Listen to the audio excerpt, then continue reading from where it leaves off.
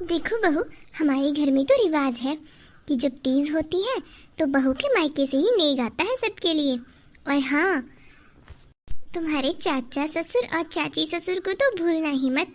ठीक है मम्मी जी, वैसे तो मैंने अपनी मम्मी को बता दिया है सब, फिर भी मैं एक बार उन्हें फिर से याद करवा दूंगी।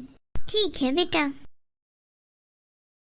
अरे मम्मी, आप बोल रहे थे कि मधु के लिए तीज का कुछ सामान भेजना है, उसके ससुराल के लिए कुछ नेक भेजने हैं, तो आप मुझे कुछ पैसे दे दीजिए, मैं उनसे मधु के लिए और उसके ससुराल वालों के लिए सामान ले आऊँगा। आप मुझे लिस्ट बना दीजिए। अरे बेटा, तनिक रुक जाओ ना, जो बहू की मायके से सामान आएगा हम उसे मधु के लिए दे देंगे। फालतू में यूं ही क्यों खर्च करना, और पैसे भी बाहर से इतनी ज़्यादा साड़ियाँ आती हैं और हम लोग इतनी साड़ियाँ कहाँ पहनते हैं। अच्छा मेरा एक काम करना, तुम बहू को एक बार खुद से बोल देना कि अपने मायके से अच्छी अच्छी साड़ियाँ मंगवाए। लेकिन मम्मी, मैं ये कैसे कह सकता हूँ? अरे तुम उसके पति हो, तुम कह सकते हो। नहीं मम्मी, ये तो आप ही कह देना। मैं भला कैसे कहूँगी, पर ठीक है, थोड़ी थोड़ी आदत तो डालनी ही चाहिए मांगने की। बहू, बहू सुनती हो? मम्मी जी, आपने मुझे बुलाया? बहू, वो मैं ये कह रही थी कि तुम एक बार अपने मायके फ़ोन करके ये बोल देना कि अच्छी अच्छी साड़ियाँ भेजें। वो क्या है ना कि जब बहू के मायके से सामान आता है तो सब मोहल्ले वाले इकट्ठे हो जाते हैं, और तुम तो जानती हो तुम्हारी चाची है कैसी, वो भी बहुत बातें बनाएंगी, और दो चार लोग अगर और आ गए और कहीं साड़ियाँ अच्छी नहीं हुई तो हमें फालतू में सुनना पड़ेगा। तो तुम खुद से बोल देना, कम से कम हमारी नाक ना कटनी चाहिए बहू। ठीक है मम्मी जी, आप निश्चिंत रहिए। ठीक है बहू। चलो, अब अच्छी अच्छी साड़ियाँ आएंगी और मेवे भी अच्छे आएंगे। वो सारा सामान उठाकर मैं अपनी बेटी के ससुराल भेज दूंगी। सारे का सारा खर्च भी बच जाएगा और इसके लिए कहीं जाना भी नहीं पड़ेगा शॉपिंग करने। अरे बहुत ही अच्छा अच्छा सामान भेजा है मम्मी ने। अरे बहू, इतना सारा सामान ये कहाँ से आया? मम्मी जी, ये मेरे मायके से आया है, आप भी एक बार देख लीजिए। और आपको पता है, इस बार मम्मी जी ने मुझे बहुत सारे गहने भेजे हैं।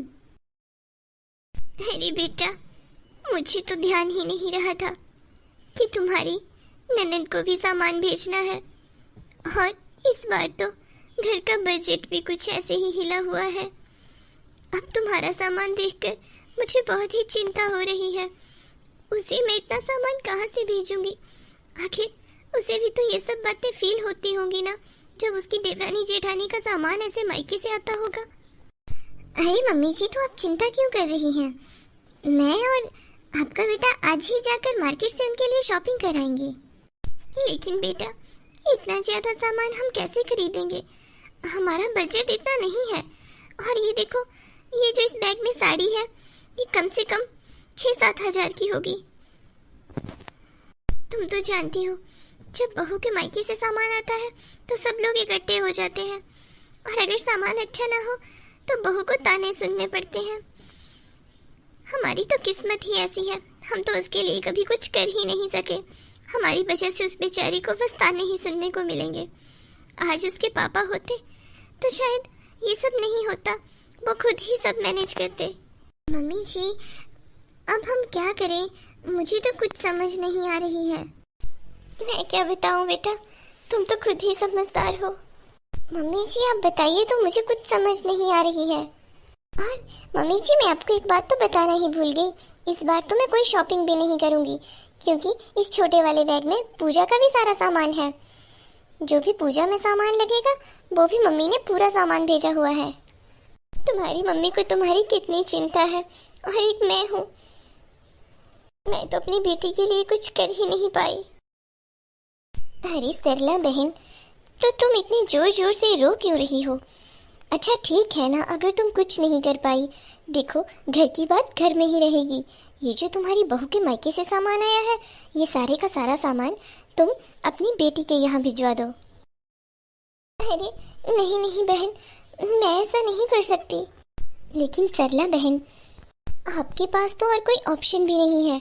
अगर घर के खर्च को बचाना है और अपनी इज्जत को भी, तो कम से कम इतना तो करना ही पड़ेगा। बहू, तुम भी नहीं चाहती होगी ना कि तुम्हारी वजह से तुम्हारी ननद को सुनना पड़े। लेकिन मौसी, ये तो मेरे मायके से आया हुआ सामान है, ये मेरी मम्मी ने भेजा है और इसमें पूजा की विधि का भी पूरा सामान है। हम इसे दीदी को नहीं दे सकते। इसमें मेरे श्रृंगार का सामान है। अगर मैंने ये दीदी को दे दिया तो इसका मतलब हुआ कि मैंने अपना श्रृंगार उनको दे दिया। ओहो सरला बहन, मैंने सोचा तुम्हारी बहू समझदार है और कम से कम इसे तुम्हारे रोने का असर होता होगा, लेकिन मैं तो गलत थी। आजकल के पढ़े लिखे बच्चे भी माँ बाप के भावनाओं को पढ़ ही नहीं सकते। ठीक है सरला बहन, आई तो मैं सामान देखने थी, लेकिन घर का माहौल ही देख लिया। ठीक है। ये क्या मम्मी जी, ये मौसी क्या बोलकर चले गए? आपने इनको जवाब क्यों नहीं दिया? अरे बेटा, अब मैं भी क्या बोलूं, तुम तो खुद ही समझदार हो। देखती हूँ, मेरी एक चूड़ी पड़ी हुई है सोने की, उसे बेचकर तुम्हारी ननद को तीज का सामान भेज देती हूँ। कोई बात नहीं मम्मी जी, आप ये सारा सामान दीदी को भेज दीजिए, मैं अपने लिए छोटी मोटी शॉपिंग कर लूँगी। सच में क्या बहू? वाह बहू, तुम्हारा दिल तो बहुत बड़ा है, बहुत बड़ा। अब मैं अपनी बिटिया को ये सारा सामान भेज दूंगी। मम्मी जी, लेकिन इसमें से जो मेरी मम्मी ने मेरे लिए गहने भेजे हैं वो तो मैं निकाल लूंगी। कोई बात नहीं बिटिया, जो बाकी सामान है वो रहने देना। ठीक है मम्मी जी। ये अच्छा हुआ मैंने ये पड़ोस वाली बहन को आने के लिए कह दिया था, कम से कम खर्चा भी बच गया और शॉपिंग भी नहीं करनी पड़ी। और मधु बेटी के लिए तो यह एक नंबर सामान है, उत्तम, अति उत्तम। हे भगवान, मेरी मम्मी ने कितने प्यार से सामान भेजा था, लेकिन क्या करूं, फिर तीज की पूजा करके भी क्या ही फायदा अगर घर में ऐसे ही माहौल बना रहे। ठीक है, अपने लिए छोटी मोटी शॉपिंग कर लेती हूँ। इनका तो हर बार का ही हो गया है, जो भी मेरे मायके से सामान आता है वो दीदी के मायके भेज देते हैं। मुझे तो मम्मी से बोल ही देना चाहिए था कि इस बार साड़ियाँ अच्छी मत भेजना। इतना खर्च करके वो इतना सामान भेजते हैं और वो मेरे किसी काम आता ही नहीं। हेलो दोस्तों, कमेंट करके जरूर बताएं आपको हमारी वीडियो कैसी लगी। हमें ये बताएं कि क्या आपके साथ ऐसा कभी हुआ है। मिलेंगे नेक्स्ट वीडियो में। वीडियो को लाइक करें, शेयर करें और हमारे चैनल को सब्सक्राइब करें। Bye bye.